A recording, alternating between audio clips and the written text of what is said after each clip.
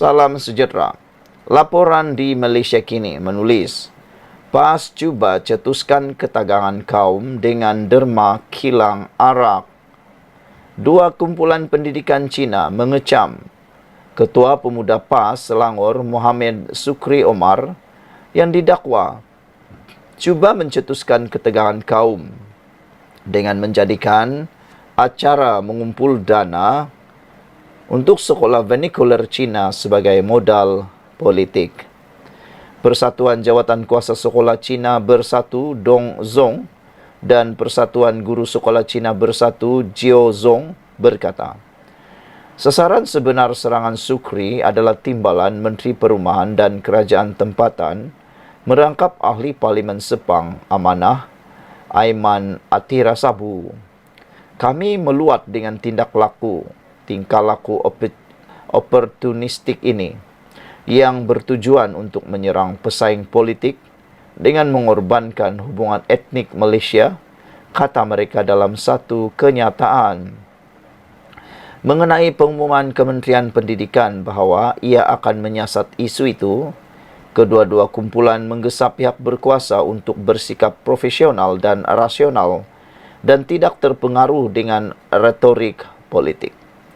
Ini terutamanya berhubung kenyataan kementerian yang mengingatkan semua sekolah bahawa garis panduan sedia ada yang melarang sumbangan yang melibatkan hasil aktiviti perjudian, rokok, dada, minuman keras dan seumpamanya, kata kedua-dua kumpulan yang secara kolektif dikenali sebagai Dong Jiao Zong. Kami percaya kementerian perlu menjelaskan perkara ini bagi mengelak usaha mengumpul dana untuk sekolah rendah Cina terganggu. Perlu diingatkan bahawa sekolah Cina telah lama menghadapi isu seperti bangunan usang, infrastruktur yang tidak mencukupi dan kekurangan dana. Sejak 30 tahun lalu, syarikat kilang bir itu dan individu yang bermurah hati telah mengumpul lebih ratusan juta ringgit untuk ratusan sekolah Cina di seluruh negara. Sikap bermurah hati ini yang memberi manfaat kepada ramai pelajar harus dipuji, bukan diputarbelitkan untuk mewujudkan konflik perkauman dan merosakkan keharmonian sosial, kata mereka. Dong Jia Zong menambah bahawa adalah perkara biasa bagi kebanyakan perniagaan untuk mempunyai inisiatif tanggungjawab sosial korporat untuk menyokong pendidikan. Selagi syarikat itu sah dan derma tidak bersyarat, semua pihak harus mengalu-alukan usaha tanggungjawab sosial mereka untuk membantu pelbagai jenis sekolah. Kerajaan juga harus berfikiran terbuka dan menggalakkan sumbangan korporat kepada masyarakat, kata kenyataan itu. Sukri pada 19 Julai lalu mengkritik konsep amal pendidikan Cina yang dianjurkan di Sekolah Jenis Kebangsaan Cina Ximin di Sungai Pelek, Sepang pada 14 Julai lalu. Malah dia juga memperlekehkan timbalan atau tindakan seorang timbalan menteri hadir sama dengan memegang cek replika berlogo jenama arak yang menaja acara itu. Dia seterusnya mempersoalkan jika ini Islam rahmatan lil alamin yang mahu diperjuangkan oleh amanah. Walaupun Sukri tidak menamakan timbalan menteri itu, dia dipercayai dia merujuk kepada Aiman yang hadir pada majlis berkenaan. Beberapa komen daripada netizen berkait isu ini ialah, umat Islam tidak boleh berusaha dalam kemaksiatan arak dan seumpamanya ini. Tidak meminum, tidak membeli tapi merasmikan acara dari penaja arak, maka hukumannya sama seperti minum arak, kata Oasis PJ. Ini perkara sensitif dalam agama. Kalau tak faham boleh bertanya, jangan bedal, tak tentu harlah, katanya. Ada juga yang menulis, masa PN takbir pun ada juga pendermaan dari Tiger ke sekolah-sekolah Cina. Tak nampak pas buat bising masa tu, kata Dalos. Kerana menurut dia sudah berpuluh tahun acara derma daripada penderma daripada kilang arak ini, tetapi pada waktu itu tiada siapa yang bising. Borneo 72 kata, nampakkah amalan derma ini dah dilakukan selama 30 tahun tanpa insiden? Derma tu untuk sekolah-sekolah Cina yang tak dapat bantuan sebanyak sekolah rendah kebangsaan. Ahli Parlimen Amanah cuma saksi di acara penyampaian cek. Dia tidak terima wang dari Tiger. Mengapa parti karut ini suka cetus ketegangan agama dan kaum, kata Borneo 72. Haram bagi kamu tidak bermakna haram bagi orang lain, kata beliau. Sekian untuk kali ini. Jangan lupa tinggalkan komen anda, tekan butang subscribe. Bye-bye. Salam sejahtera. Reformasi ekonomi Malaysia berpotensi dicontohi negara lain. Wow, begitu gah dan hebatnya negara Malaysia ini selepas dipimpin oleh Kerajaan Perpaduan Kerajaan Madani. Dalam tempoh kira-kira sebulan lagi, pilihan raya kecil PRK Dun Nenggiri akan berlangsung. PRK ini pasti menjadi bahan tafsiran baharu terhadap ukuran sokongan rakyat kepada Kerajaan Perpaduan dan Kerajaan Kelantan. PRK yang baharu berlalu adalah Dewan Undangan Negeri Sungai Bakap pada 6 Julai lalu menyaksikan calon Pakatan Harapan PH Dr. Johari Arifin tewas di tangan calon Perikatan Nasional PN Abidin Ismail.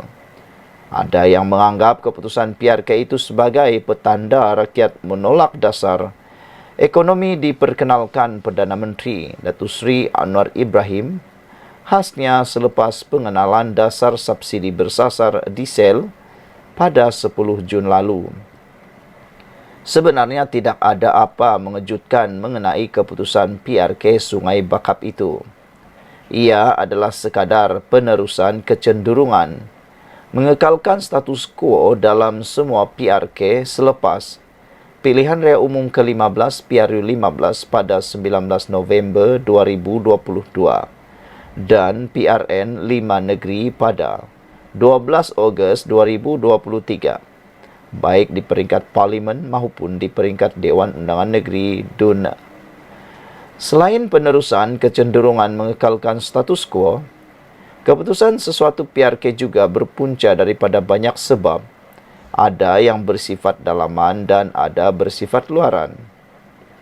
Oleh itu, tidak bijaksana untuk cepat-cepat menyalahkan dasar ekonomi kerajaan sebagai punca kekalahan calon PH tempoh hari kerana ada faktor politik setempat menjadi punca. Maka, menggesa kerajaan menghentikan atau mengkaji semula dasar ekonomi, terutama subsidi bersasar diesel dan cadangan dasar subsidi bersasar petrol untuk memenangkan calon kerajaan, tidak menepati keadaan dan tidak bersifat logikal. Pelaksanaan dasar subsidi bersasar bahan api berjaya mengekalkan penerapan kredit berdaulat Malaysia oleh Agensi Penerapan Kredit Antarabangsa. S&P Global Rating S&P menyatakan penerapannya terhadap Malaysia disokong oleh kedudukan luar negara yang kukuh dan fleksibiliti dasar monetari negara dan menjangkakan defisit fiskal akan mengecil dengan adanya langkah rasionalisasi subsidi. Fitch pula mengunjurkan pertumbuhan keluaran dalam negara kasar KDNK Malaysia melonjak sebanyak 4.4% pada tahun 2024 dan 4.5% bagi tahun 2025. Sementara itu, Ketua Strategik Equity Asia Pasifik di JP Morgan, Rajiv Batra, menerusi wawancara bersama CNBC pada 10 Julai lalu menyatakan JP Morgan menaikkan taraf Malaysia daripada underweight ke neutral berpandukan pembaharuan dasar, termasuk mengambil langkah berani menyasarkan subsidi bahan api, pelaburan berpusatkan data dan pembangunan infrastruktur. Lebih mengejutkan adalah kepantasan kemajuan sedang berlaku dengan pertumbuhan KDNK 4.2% pada suku pertama tahun ini. JP Morgan melihat kerajaan Madani cakap serupa bikin dalam hampir 1,5 tahun mentadbir.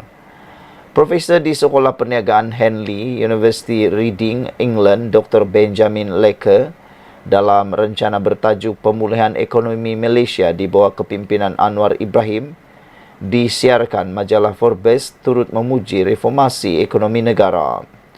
Ia merangkumi pengenalan cukai baharu, rasionalisasi subsidi, dasar gaji progresif, penggubalan Akta Kewangan Awam dan tanggungjawab fiskal FRA, mempercepatkan kelulusan pelaburan langsung asing FDI, dan pelaburan dalam sektor bernilai tinggi disifatkan sebagai langkah penting ke arah pemulihan ekonomi Malaysia. Pada masa sama, Lakers berkata, kepimpinan Perdana Menteri menguruskan ketidakpuasan awam termasuk kesan reformasi ekonomi terhadap rakyat menjadi penentu penting kejayaan jangka panjang dasar ekonomi Malaysia sekaligus berpotensi menjadi teladan untuk negara lain memacu pemulihan pasca pandemik dan transformasi struktur. Pengiktirafan Agensi Penarafan Kredit Antarabangsa dan Dasar Kepimpinan Antarabangsa adalah petunjuk dasar ekonomi Perdana Menteri kena dan perlu diteruskan, katanya. Penulis artikel ini adalah Timbalan Naib Chancellor Akademik dan Antarabangsa Universiti Malaysia Pahang Al-Sultan Abdullah UMPSA. Sekian dulu untuk kali ini. Jangan lupa tinggalkan komen anda. Ikuti terus ulasan selepas ini. Salam sejahtera. Akhirnya, anak bosku tampil membuat satu lagi penafian. Berkaitan dengan kononnya, beliau bakal bekerja sama dengan pemimpin PN. Anak bosku tampil menafikan berjumpa dengan pemimpin PN dan mengakui akan kekal bersama dengan UMNO. Anak sulung bekas Perdana Menteri Muhammad Nizar Muhammad Najib menafikan spekulasi mendakwa dia bertemu pemimpin pembangkang untuk menjatuhkan kerajaan Pahang.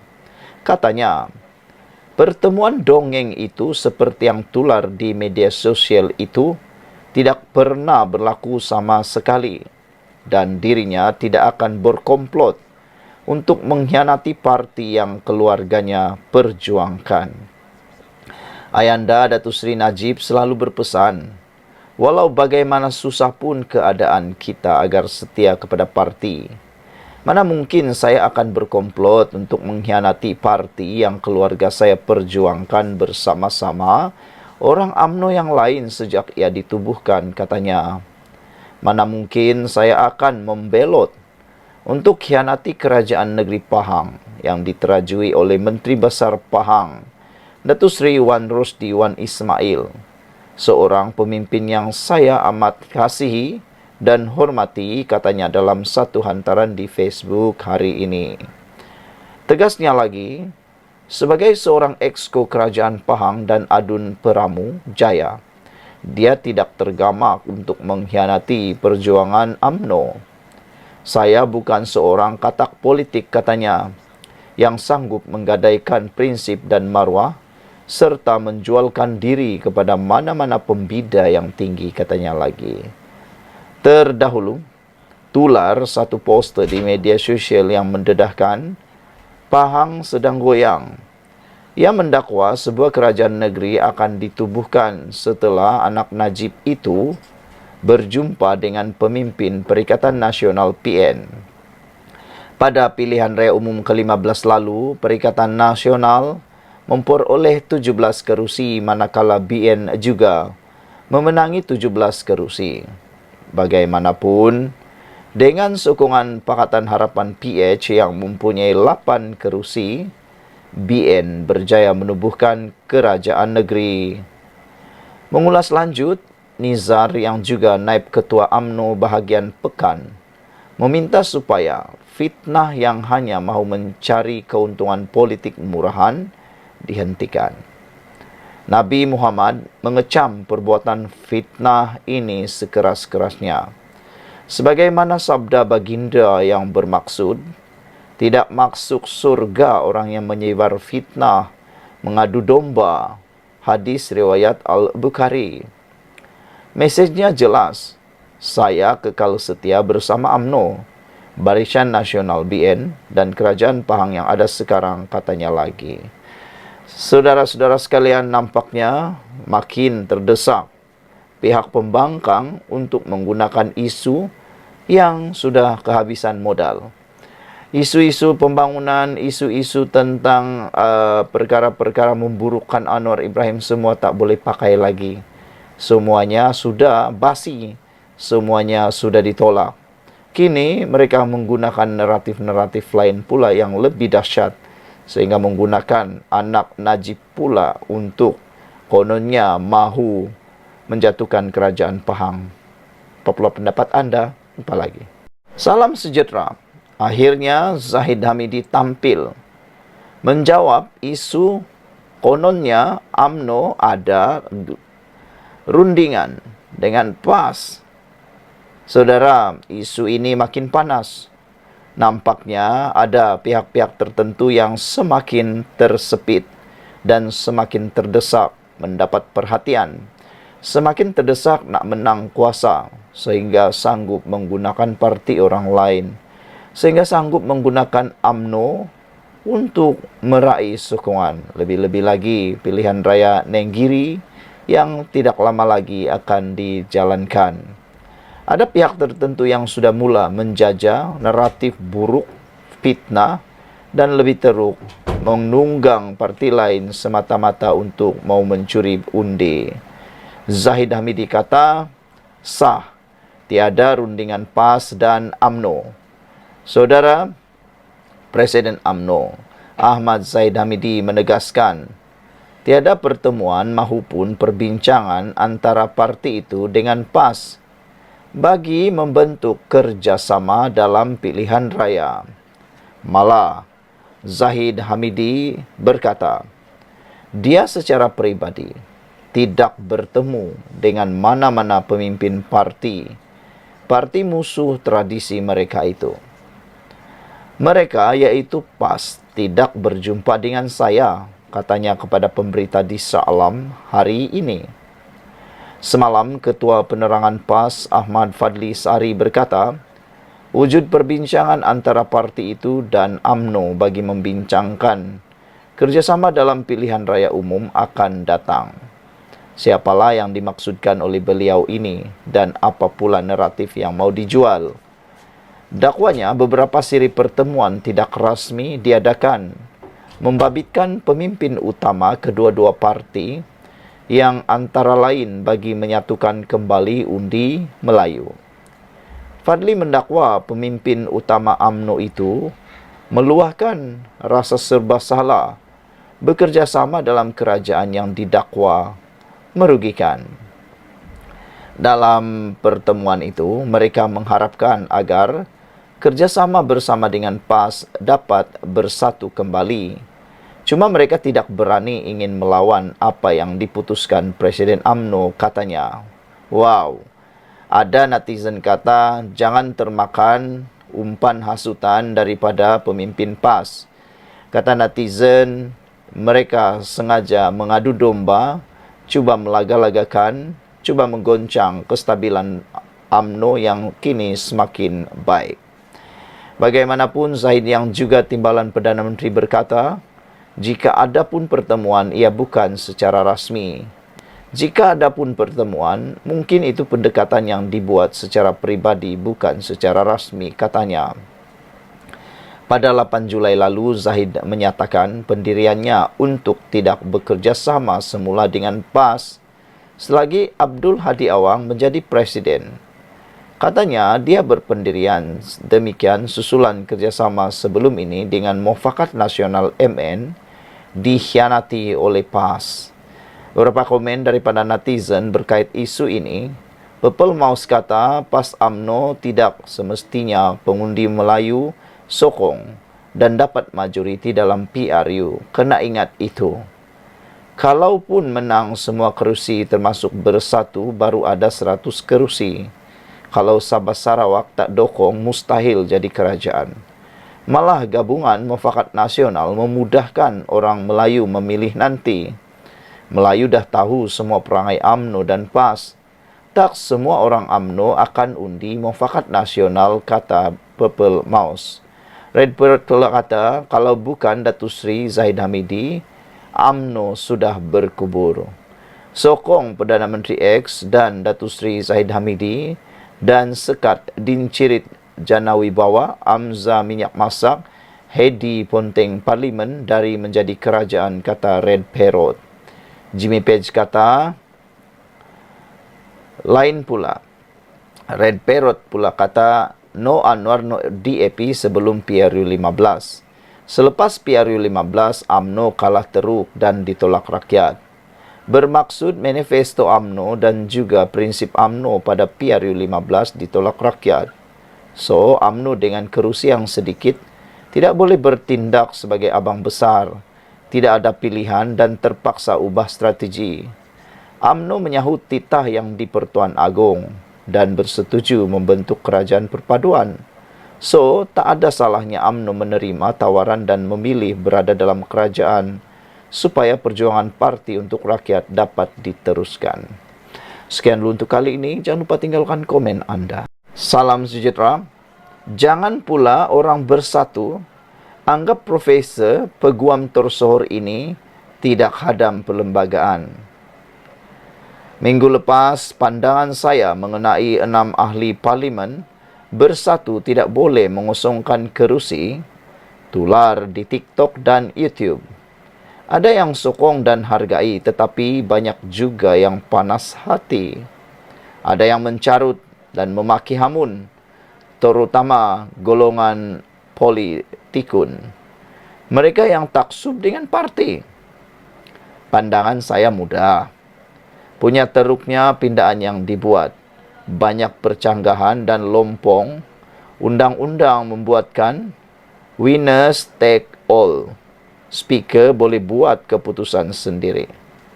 Saya juga katakan, apa yang dibuat oleh Parti Bersatu ialah pemecatan konstruktif. Ia merupakan pengecualian bawah perlembagaan. Makanya, tiada keperluan 6 ahli parlimen untuk kosongkan kerusi.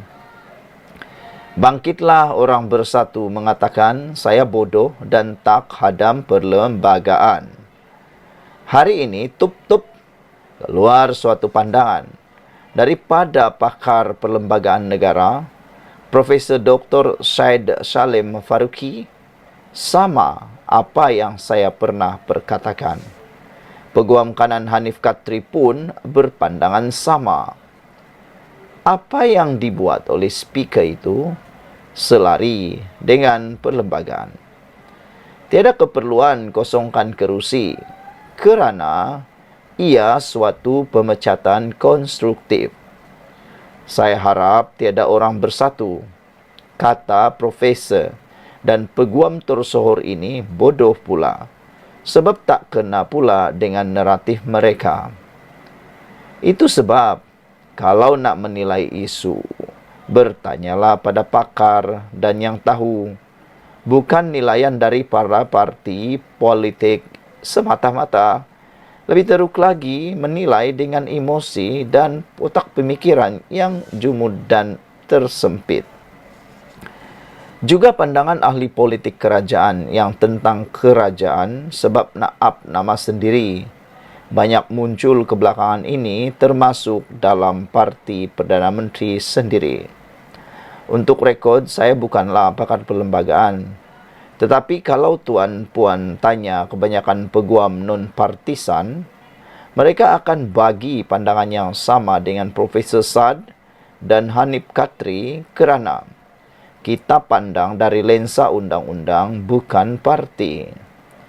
Profesor Sad Salim Faruqi merupakan Profesor Undang-Undang Perlembagaan saya dulu. Alhamdulillah saya masih ingat apa yang diajari. Mana juak-juak yang kata saya bodoh hari itu. Saya harapkan makian memakan diri, kata Liana Marzuki. Ulasan tadi ditulis oleh Liana Marzuki, dipetik daripada Harapan Daily.